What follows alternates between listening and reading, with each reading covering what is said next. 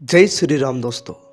आज की कहानी अलग कहानी है, क्योंकि मैं आपको एक चीज़ बताता हूँ। पहले हमें पब्लिक टॉयलेट को यूज़ नहीं करना चाहिए, क्योंकि दरअसल होता क्या है, इस जगह पर वो एंटिटी होती है जो गंदगी के अंदर रहती है, जैसे जिन्नात। ये कुछ ऐसी एंटिटी होती है जो पब्लिक टॉयलेट के अंदर रहती है।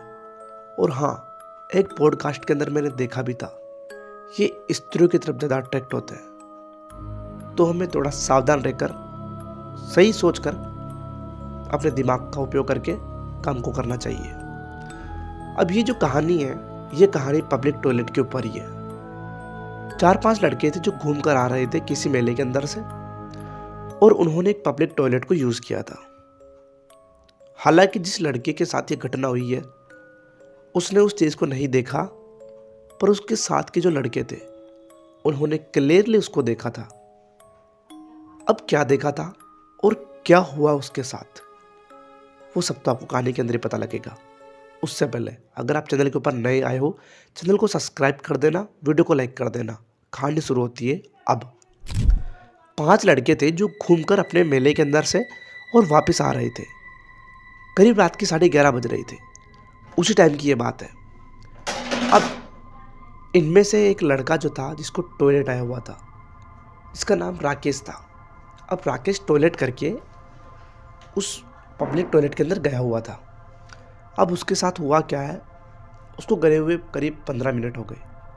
उसके दोस्तों ने सोचा कि अभी तक क्यों नहीं आया ये, आखिर हुआ क्या इसके साथ, हम चलकर देखते हैं। तो जब वहाँ पर गए तो इन्होंने देखा कि जो राकेश था वो एक सेब के अंदर एक पाँव ऊपर करके खड़ा हुआ था। समझे नहीं, एक पाँव के ऊपर पाँव रख दिया और हाथ यूं ऊपर कर दी उसने, ताकि वो डर सके। वो उसको देखकर डर गए और वो वहाँ से थ्रू भाग कर आए, तेजी से भाग कर आए और भागकर काफ़ी दूर आ गए। उनके पीछे राकेश भी पड़ा हुआ था। उसने कहा, चिंता मत करो, मैं मजाक कर रहा था, रुको तो सही, कहाँ जा रहे हो, मेरी बात सुनो।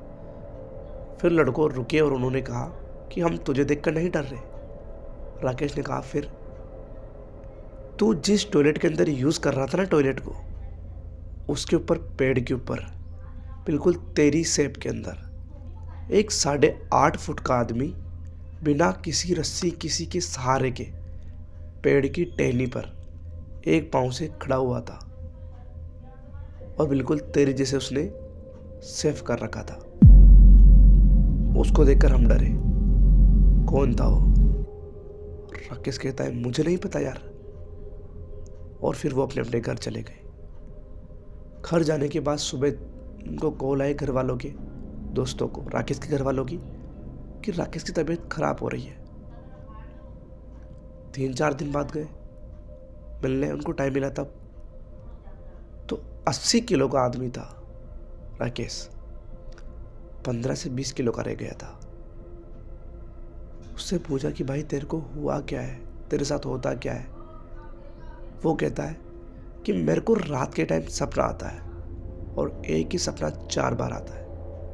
उस सपने के अंदर कोई मेरे ऊपर है, मेरे भेजे के ऊपर, और कोई मेरा खून और मेरा मांस खा रहा है, और एक ही सपना 4 बार आता है। ये घटना सुनकर वो समझ गए कि हो ना हो ये उस टॉयलेट की वजह से दिक्कत है। उस लड़के की बिल्कुल भी हिम्मत नहीं थी कि वो उठकर मंदिर तक जा सके।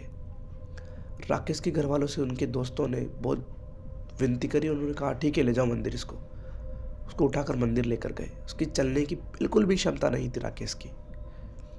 जब मंदिर आया तो मंदिर के दरवाजे पर जब राकेश को ले जाया गया, तो राकेश इतनी तेजी से भागकर अपने घर की तरफ आया कि वो भाग ही नहीं सकता था।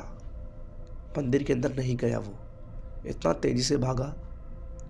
वो भागा, वही सबसे हैरानी वाली बात है कि वो भाग कैसे गया, क्योंकि उसकी इतनी हिम्मत रही है कि वो भाग सके, इतनी क्षमता नहीं है उसकी कि वो चल भी सके।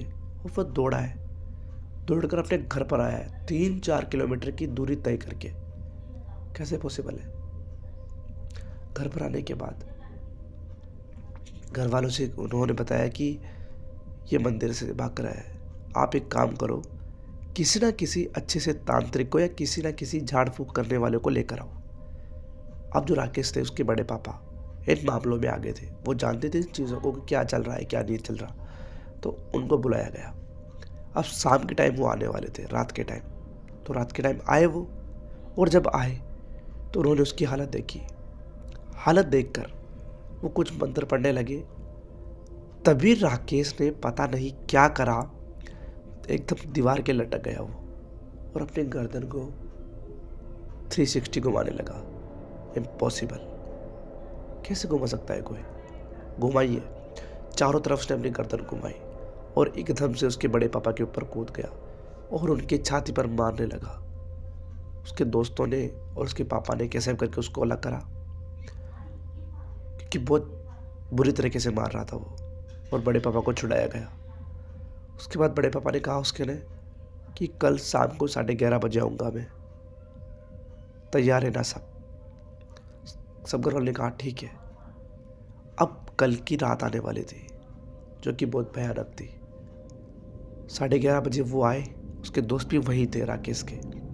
11:30 बजे वो आए। आने के बाद उनके साथ 2 आदमी और थे जिनकी शक्ल देखकर लग रहा था कि ये तांत्रिक है।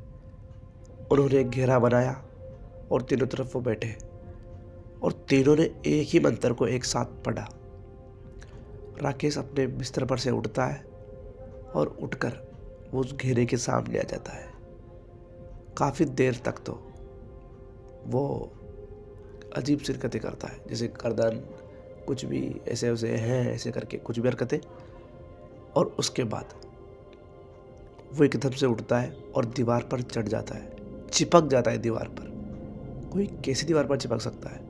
वो चिपका है और वहाँ से एकदम से वो बड़े पापा के ऊपर डाय लगाता है।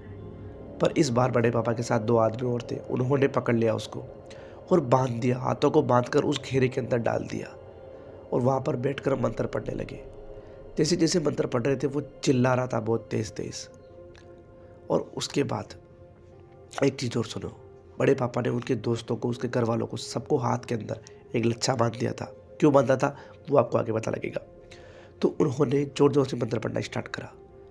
काफ़ी देर तक वो तड़पता रहा। एक बार तो ये हुआ कि वो अग्नि के अंदर उसका सिर चला गया राकेश का। उसको उठाकर इधर रखा, थोड़ा सा जल गया था इधर से। कुछ देर तक मंत्र पढ़ते रहे और फिर एकदम से कोई काली सी शेडो एक परछाई की तरफ दिखी। वो चारों तरफ घूम रही थी।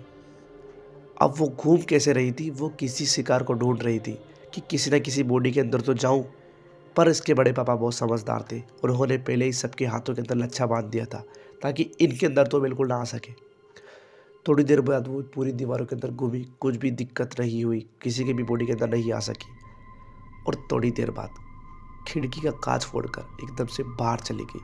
कांच फूटा, सबने देखा है, शेडो थी, सबने देखी है और वो बेजान पड़ा हुआ है। थोड़ी देर बाद उसको होश आया। होश आने के बाद उसको लच्छा पहनाया और अब उसकी बॉडी के अंदर वो नहीं आ सकती थी। बड़े पापा ने फिर 2 दिन बाद बताया कि पब्लिक टॉयलेट के अंदर जिन्नात था और वो इतना भयानक था कि वो किसी भी टाइम इसको मार सकता। इसलिए मैंने शुरू में आपसे कहा कि पब्लिक टॉयलेट को यूज़ करने से पहले 10 बार सोचें। ऐसी एंटिटी, इतनी भयानक चीज़ें गंदी जगहों पर एग्जिस्ट करती है। हिसाब से मेरा तो यही कहना है कि थोड़ा समझदारी दिखाओ। समझदार लोग हो आप, समझदार हो ना तो सब्सक्राइब कर दो कर दो कर दो। मिलता हूं आपसे अगली कहानी में, तब तक के लिए बाय बाय।